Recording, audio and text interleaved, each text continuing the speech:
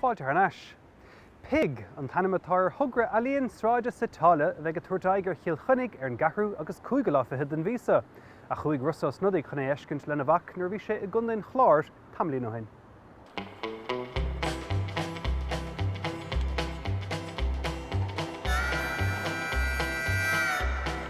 Tá mé tagtha le mbeadh Rudi go dtí Féile Amharclann Sráide chun é an chláir in Innis áit atá muc mór agus Amharclann leis dá bulag.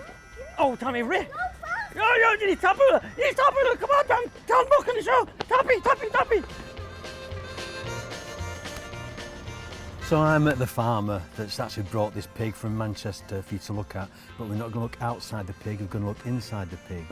My name's Gloria and she's a little bit nervous because this is the first time she's been to Ennis. So to make her feel at home and like a family, we have to approach her like a baby pig. Thing is, it's very easy to behave like a pig, very easy to eat like a pig, very easy to smell like a pig. Do you agree with that? Grunt like a pig. Grunt like a pig. But it's not easy to look like a pig, so we put on a little pig's tail. So we're little baby pigs, so we're baby pigs. This is Gloria, the mother pig. There's 10 nipples. Yeah. Behind each nipple there's a hole. People get into position, I take the nipples away, they put their head in the hole and look inside, and inside there's a 10-minute theatre show. Once there were 5 little piggies in a row. One said, oink, I've got to go. Oink, he said, and oink, he went. He got up and away he went.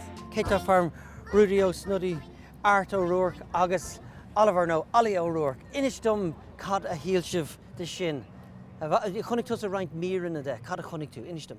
Well, chunig mé gáilhíí isteach lean agus ceapan gúil sé just mini fearm isteach i muc.